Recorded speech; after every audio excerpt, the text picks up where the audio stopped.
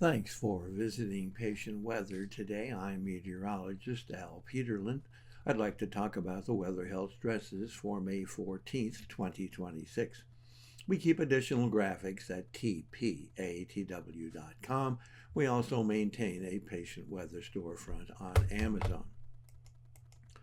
Looking at the surface map for Thursday, high pressure dominating most of the country, but we have a very not insignificant, but not quite as powerful as recent past cold front hanging from eastern North and South Dakota through Nebraska down and swinging back up into the state of Utah.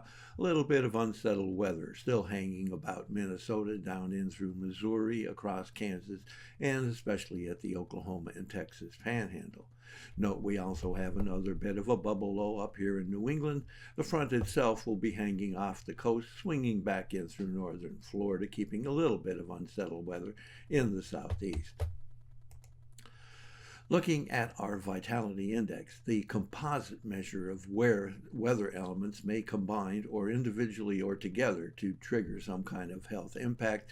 And you can see we do have a little bit of scattered activity across the Rockies, a lot more activity up and down the plains associated with that main frontal system, and we still do have some activity going on here down in the south and southeast. Looking at pressure change, this is always of importance to many people, and this is falling pressure down the plains, a little bit of the high plains, but mostly the plains, especially from Kansas up through Nebraska and the Dakotas, mainly the eastern Dakotas, but picking up strongly across western Minnesota and trying to make its way into Wisconsin. Little bit of low pressure or falling pressure still hanging on across Connecticut, Massachusetts, and probably New Hampshire. Temperature change not quite as dramatic as the recent past, although we're looking for a moderate warm-up, especially across the east. But we do have one significant area of cool down, and that is in Montana and western North Dakota. And then we have a little bit of a bubble increase or warming across the easternmost portions of Washington, Oregon, and picking up a good portion of Idaho.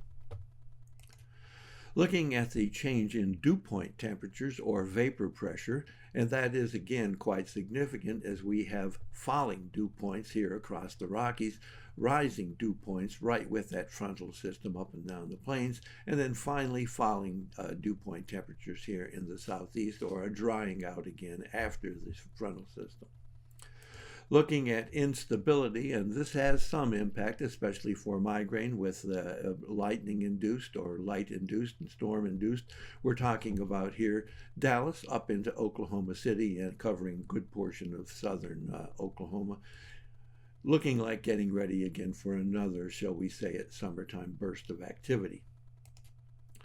Looking at our change in oxygen availability, one of the things that we like to talk about mainly, and that is the migraine risk running from the panhandle of Utah up across eastern or the toe of Idaho, a large portion of Wyoming, Montana, and actually making its way into the westernmost sections of the Dakotas. Interesting little bubble of migraine risk right here across the Texas and Oklahoma panhandle, and then a significant area of migraine risk across the south and the eastern seaboard, and from the south Mississippi across the Gulf all the way to Georgia, and spottily across Florida also, but then moving up the coast from Georgia through the Carolinas, Virginia, West Virginia, Maryland, Delaware, New Jersey, across Pennsylvania, and the westernmost are some of the upstate areas of New York State. We're looking at the risk of asthma and arthritis, another large area, especially here in western Oregon and up through the handle of Idaho. Lot of asthma and arthritis risk here from Oklahoma, especially across Kansas, Nebraska, the Dakotas, and up through Minnesota, Missouri, and again, pretty significant up here in Wisconsin, and then hanging on about the northernmost reaches of Indiana, Illinois, and up into Michigan. Another area of asthma and arthritis here in New England, basically Vermont, New Hampshire, and Maine. Thanks for visiting the patient and the weather. Your comments are appreciated, and if you hurt, tell us where